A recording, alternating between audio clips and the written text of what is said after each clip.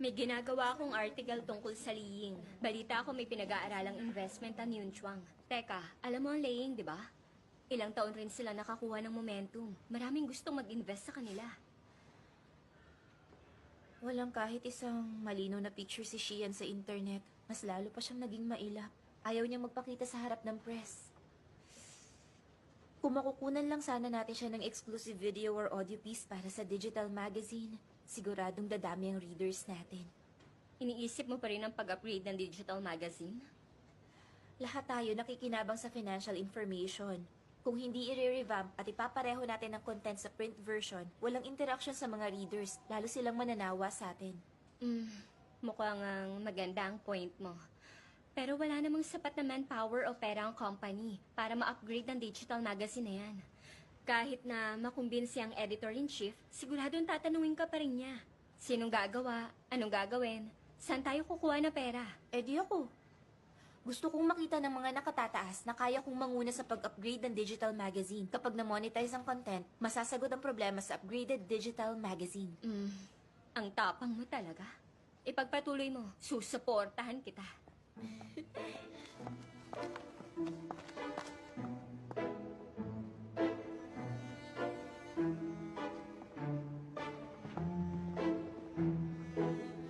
Dumalaw ka naman ng madalas sa akin.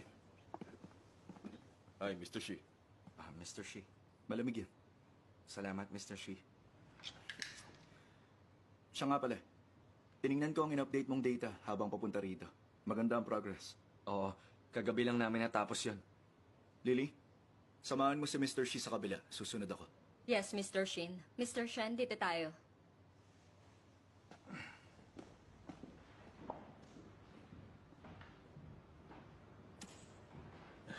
Mr. Shi. Mr. Shi yan, kung may request kayo, huwag kayong mahihiya.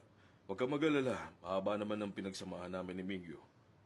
Sa nakalipas na 2 taon, meron din kaming business deal sa papa mo.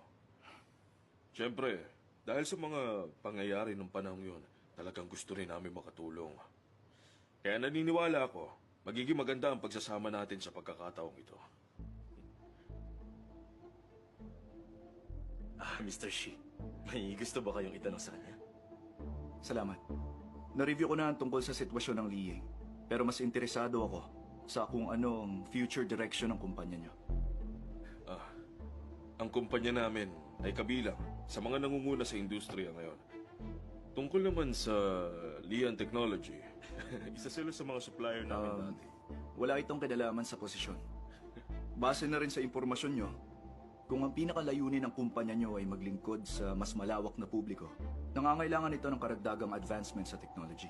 Sa ngayon, wala pa akong nakikitang solusyon. Mr. Shi, ganito kasi. Ang Liying ay isang matatag na kumpanya.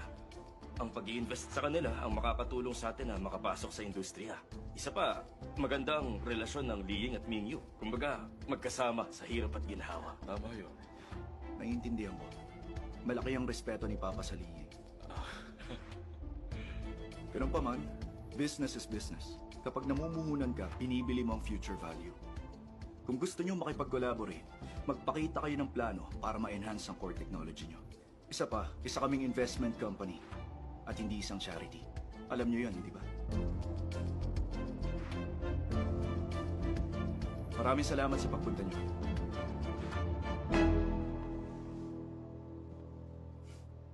Mr. Fang, pakihatid si Mr. Lee. Pero, Mr. Lee!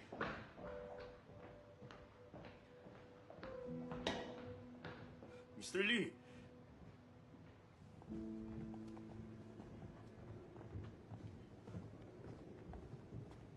Mr. Lee. Dito po tayo.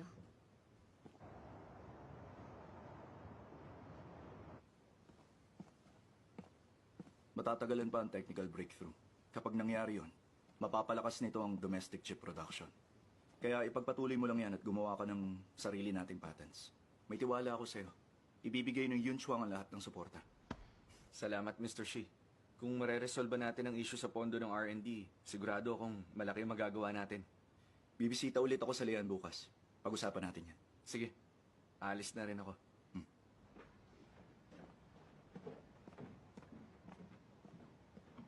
Mr. Shi, tatapatin ko na kayo. Matagal ng kaibigan ng papa mo at ni Mr. Tian ang may-ari ng Liying. Kaya kung ipipilit mo ang Lian, nag-aalala ako na hindi mo makumbinsi ang buong board. Mahalagang bahagi ng investment ang mga meeting. Kung di mo kayang ayusin ang meeting schedule sa mga potential partner, paano ko ipagkakatiwala ito sa'yo? Base sa future trends ang investment ng Mingyu, hindi personal na koneksyon.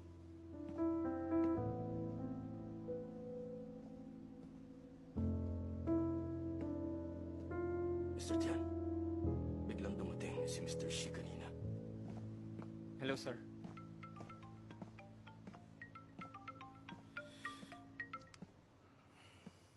Hello, Tito. Di ba nangako ka na susunduin mo May ako? nangyari kasi. Tito, hindi mo na ba ako mahal? Mr. Shi, Mamaya na lang tayo mag-usap ulit. nihatid ko na si Miss Jean. Pero nagrereklamo siya dahil hindi mo siya sinundo. Gusto niyang malaman mong nagtatampo siya. May sasabihin ka pa? Meron pa, hindi ka raw makontak ni Mr. Guanji sa phone mo. Anong kailangan niya? May i-host siyang dinner sa Warner Estate. Pinipilit niya na pumunta ka. Busy ako. Inaasahan ni Mr. Guanji na yan ang sasabihin mo. May mahalagang tao raw siyang ipapakilala sa'yo.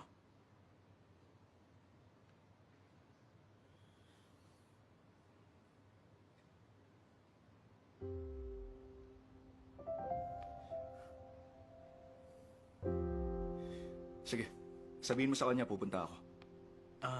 Paano pala yung interview mo? Ipaliwanag mo sa kanila ang sitwasyon at i-reschedule mo na lang. Sige, gagawin ko na.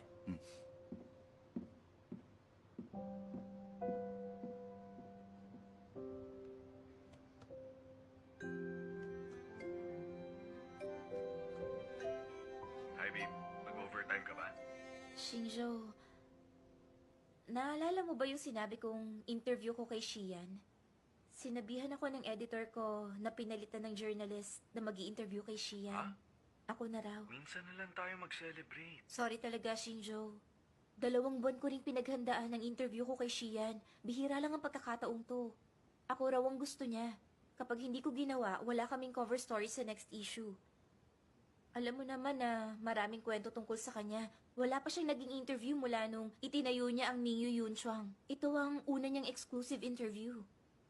Sige, mag-celebrate tayo pagkatapos. Hihintayin kita sa baba ng office niyo. Pasensya na talaga, Shinjo. Biglaan talaga. Ayos lang, naiintindihan ko. Matagal ka naghanda para sa interview na to. Kailangan mong sulitin to. Maraming salamat, Shinjo. The best ka talaga. 7 p.m. ang interview ko. Pipilitin kong matapos agad. Masasamahan pa kita na mag-blow ng kandila sa birthday cake mo.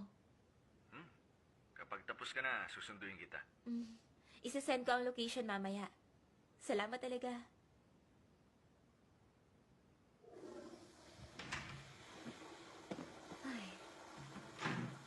Ayos lang talaga sa boyfriend mo. Okay lang daw. Sabi pa nga niya, susunduin niya ako. Alam mo, napakaswerte mo. Napaka-understanding talaga ng boyfriend mo. Samantalang ang boyfriend ko napaka-possessive. Kapag hindi ko siya sinipot, magagalit siya sa akin. Kahit ano pang dahilan ko. Tara na.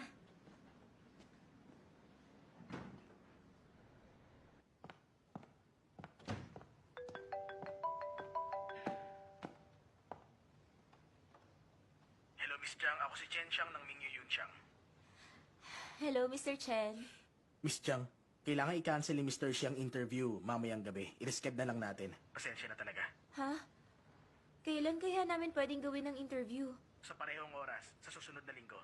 O sa ibang araw na pwede ka next week. Kung next week pa ang interview, wala kaming cover story para sa next issue. Pwede kayang maglaan ng oras si Mr. Shi sa makalawa? Sa umaga man yan o sa gabi. Kahit hatiin natin. Sa tingin ko, imposible yun. Fully book ang schedule ni Mr. Shi hanggang sa makalawa. Pero